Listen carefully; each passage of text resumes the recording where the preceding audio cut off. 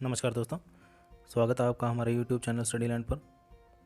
आज हम डिस्कस करने वाले हैं हाल ही में कौन भारत के नए मुख्य न्यायाधीश चुने गए हैं।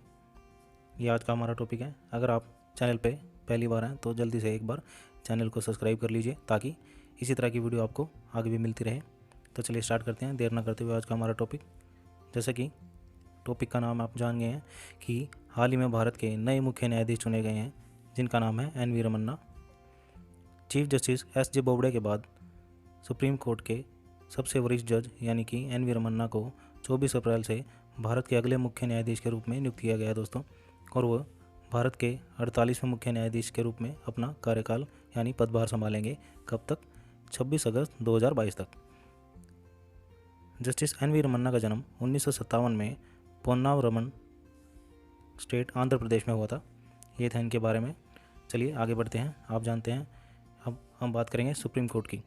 तो भारत का उच्चतम न्यायालय भारत के शीर्ष न्यायिक प्राधिकरण है दोस्तों, जिसे भारतीय संविधान के भाग 5 और 4 के तहत अध्याय 4 के तहत स्थापित किया गया था। कब? 26 जनवरी 1950। कौन से आर्टिकल के तहत हमारा सुप्रीम कोर्ट बना था, ये आपने नोट करना है। आर्टिकल 124 के तहत। भारत का सुप्रीम कोर्ट कहाँ पर है? नई दिल्ली में। जैसे कि संविधान में लिखित है कि भारत के संविधान में रूल ऑफ लॉ की अवधारणा यानी विधि के शासन की अवधारणा है, और भारत में केंद्र तथा राज्यों के लिए एकात्मक न्याय प्रणाली की व्यवस्था की गई है दोस्तों, जहाँ पर सबसे ऊपर सुप्रीम कोर्ट है, उसके बाद हाई कोर्ट है और उसके बाद डिस्ट्रिक्ट कोर्ट्स हैं। तो ये 3 तरह के न्यायिक प्राधिकरण है हमारे देश में, जिसमें सर्वोच्च पद पर कौन है? Supreme court. और सुप्रीम कोर्ट का अध्यक्ष कौन है? CJI यानी चीफ जस्टिस ऑफ इंडिया, जिसके बारे में अभी हमने बात की। तो चलिए जानते हैं सुप्रीम कोर्ट के इतिहास के बारे में। देखिए दोस्तों, आज़ादी से पहले 1774 में भारत का पहला सुप्रीम कोर्ट कलकत्ता में खोला गया था, जिसमें एक CJI और 3 अन्य जज थे दोस्तों। उस टाइम पे आज़ादी से पहले भारत का पहला CJI जो थे, उनका नाम क्या था? Sir Elijah Impey. Sir Elijah Impey वो आज़ादी से पहले भारत के पहले CJI थे। तो चलिए आगे बढ़ते हैं, जानते हैं मुख्य न्यायाधीश के बारे में। भारत का मुख्य न्यायाधीश भारतीय न्यायपालिका का या सर्वोच्च न्यायालय का अध्यक्ष होता है दोस्तों। भारत के पहले आज़ादी के बाद देखो 1950 में हमारा सुप्रीम कोर्ट बना नई दिल्ली में। उस टाइम पे पहले CJI यानी पहले मुख्य न्यायाधीश कौन बनाए गए? SJ कानिया। और भारत में सुप्रीम कोर्ट के जजों का कार्यकाल कितना होता है दोस्तों? जब तक वह 65 साल की आयु प्राप्त नहीं कर लेते, यानी till the age of 65 year वो अपने कार्यकाल पर या अपने पद पर बने रहते हैं। और उन्हें अपॉइंट कौन करता है? बहुत बार एग्जाम में आता है। तो भारत के जजों को किसके द्वारा अपॉइंट किया जाता है? प्रेसिडेंट के द्वारा। देखिए दोस्तों, भारत के सुप्रीम कोर्ट के जज को की नियुक्ति प्रेसिडेंट के द्वारा की जाती है। कौन से आर्टिकल के तहत?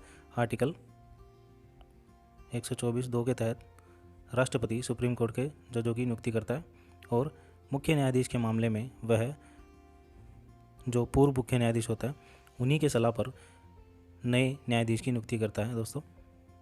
ऐसा करने के लिए वह बाध्यकारी है। उसके बाद सुप्रीम कोर्ट के जज की नियुक्ति के लिए यानी कि एक सुप्रीम कोर्ट के जज बनने के लिए क्या क्या योग्यताएं होनी चाहिए?